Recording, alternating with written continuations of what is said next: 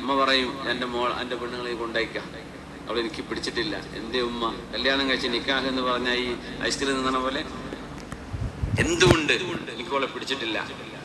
അപ്പോൾ കാരണം എന്താ? കാരണം കല്യാണം കഴിഞ്ഞപ്പോൾ സ്ത്രീധനം ഉമ്മ പ്രതീക്ഷിച്ചിട്ടുണ്ട്. മകൻ പിന്നെ വേദമൊക്കെ കേട്ട് എനിക്കൊന്നും വേണ്ട എന്ന് പറഞ്ഞ് പോകുന്ന കാര്യം. ഉമ്മക്ക് അത്ര ആവേശമൊന്നും ഉണ്ടായിട്ടുണ്ടാവില്ല. ഉമ്മ വരെ ഒന്നും കൊണ്ടുവരാതെ അവള് പോകുന്നത്. എന്നാ പിന്നെ അവളെ മൂത്തച്ചിയോ അവൾ എത്ര കൊണ്ടുവന്നു? ഈ കൊണ്ടുവന്നു ഇതെത്താ എന്നാ അത് വയറ് നിറയാ? എനിക്കറിയില്ല. ഈ കൊണ്ടുവരന്നെ വരുമോ? കൊടുക്കണ പരിപാടി നമ്മൾ ആലോചിക്കണില്ലല്ലോ. പ്രസവിച്ചാൽ കൊണ്ടുവരണം, കുടിരിക്കലിനും കൊണ്ടുവരണം, തക്കാരത്തിനും കൊണ്ടുവരണം, കല്യാണത്തിനും കൊണ്ടുവരണം. ഇതിങ്ങനെ വാങ്ങിക്കൂട്ടൽ തന്നെ പരിപാടി.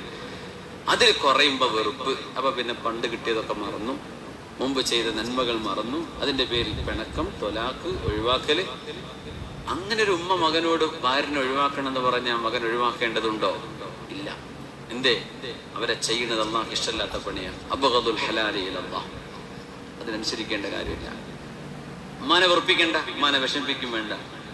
പക്ഷേ അല്ലാഹുവിന് ഇഷ്ടമില്ലാത്തൊരു വിഷയത്തിൽ അനുസരണ വേണ്ട. ലാ ത്വാഅത ലി മഖ്ലൂഖിൻ ഫീ മഅസിയത്തിൽ ഖാലിഖ്. പടച്ചവനെ ധിക്കരിച്ചുകൊണ്ടൊരു പടപ്പിനെയും അനുസരിക്കേണ്ടതില്ല.